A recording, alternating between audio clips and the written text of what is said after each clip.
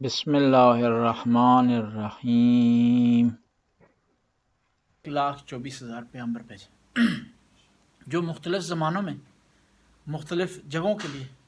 مختلف قوموں کے لیے تھے۔ یعنی خداوند تعالیٰ نے دیکھیں انسان کو پیدا کرنے کے بعد خلق کرنے کے بعد ویسے نہیں چھوڑ دیا، اس کے لیے ہدایت کا انتظام کیا۔ خدا نے ہمیں ایک درس دیا ہے، جس طرح میں نے اپنی مخلوق کی خلقت کے بعد انہیں تربیت کے بغیر نہیں چھوڑا، اس لیے آپ کے لیے ضروری ہے کہ آپ اپنی اولاد کی پیدائش کے بعد انہیں کھلا نہ چھوڑیں، ان کی تربیت کا انتظام کریں تاکہ معاشرے کے لیے اچھے فرد ثابت ہوں۔ اولاد کی ولادت اور ان کی پیدائش کا جو سلسلہ ہے یہ اتنا مشکل نہیں ہے، بعد میں جو تربیت ہے وہ زیادہ مشکل ہے۔ اور اولاد کی خلقت خدا کے ہاتھ میں ہے، لیکن اس کے بعد تربیت آپ کے ہاتھ میں ہے، اور اولاد آپ کے پاس اللہ کی طرف سے امانت ہے۔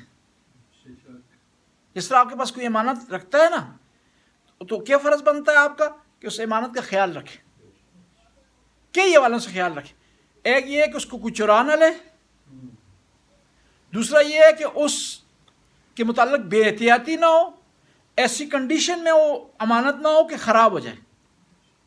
مثلا مثال کے طور پر ایک سونے کی انگوٹھی آپ کے پاس کوئی امانت رکھتا ہے، تو کیا ہے اس کا مقصد یہ ہے کہ آپ اس کوڑے کی ٹوکری میں سے ڈال دیں، یا چولہے کے اوپر رکھ دیں اسے، یا غسل خانے میں رکھ دیں اسے، اچھی جگہ پر رکھیں جہاں پر وہ خراب نہ ہو، جہاں اسے گم ہونے کا خطرہ نہ ہو، یہاں پہ اس پہ داغ پڑنے کا خطرہ نہ ہو، صاف ستھری رہے، جس طرح آپ کو ملی ہے اسی طرح آپ جو ہے واپس کریں۔ تو اولاد بھی جب خدا آپ کو دیتا ہے تو صاف ستھری ہوتی ہے، نہ اس کے اندر فراڈ ہوتا ہے، نہ اس کے اندر دھوکہ ہوتا ہے، نہ دغا ہوتا ہے اس کے اندر، نہ جھوٹ بولنے کی اس میں عادت ہوتی ہے، نہ اس میں غیبت کرنے کی عادت ہوتی ہے، نہ کسی کو تنگ کرنے کی عادت ہوتی ہے، نہ بد اخلاقی کی عادت ہوتی ہے، صاف و شفاف۔ جس طرح ہوتا ہے نا، خالی آپ کو ایک کیمرہ ملا ہے، اب آپ کا کام ہے کہ اس میں کون سی ویڈیو بھرتے ہیں۔ بچہ بھی اس طرح ہے کہ آپ کو بچہ کہتے ہیں ایک سفید کاغذ کی امانت ہے، جو ایک سفید کتاب کی امانت ہے جو خدا نے آپ کو دے دی ہے۔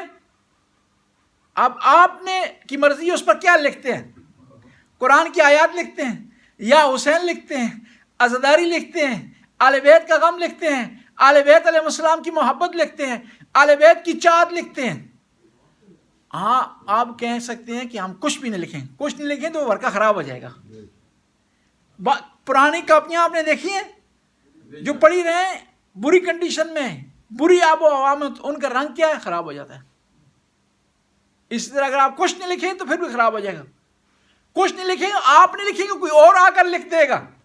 بچہ آپ کا ہے، کیوں خراب ہو گیا جی؟ برے دوست ملے ہیں اس کا،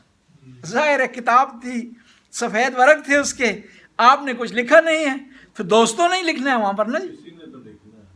کسی نے تو لکھنا ہے۔ جب آپ اپنا فریضہ نہیں نبھائیں گے، آپ کام پہ کام کیے جا رہے ہیں، صبح شام کام کر رہے ہیں، بچوں کا خیال ہی نہیں ہے، دوستوں کے ساتھ پارٹیاں اڑا رہے ہیں، نیٹ پر بیٹھے ہوئے ہیں، فیس بک کا مطالعہ کر رہے ہیں، آپ ٹیوٹر آپ نے کھولا ہوا ہے، بچوں کا خیال نہیں ہے، ان کی تربیت نہیں ہے، کس کے ساتھ دوستی کر رہے ہیں، کہاں آ رہے ہیں، کہاں جا رہے ہیں، کھانا کس وقت کھا رہے ہیں،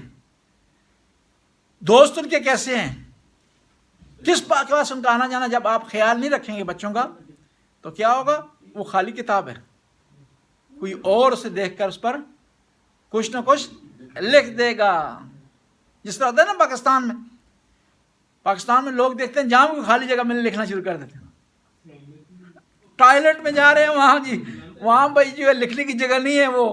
وہ جگہ ایک خاص پروگرام کے لیے، اس سے فارغ ہو کر چلے جاؤ چھٹی کرو جی، وہاں بیٹھ جاتے ہیں لکھنا چاہیے، اور ہر جگہ ایک خاص کام کے لیے۔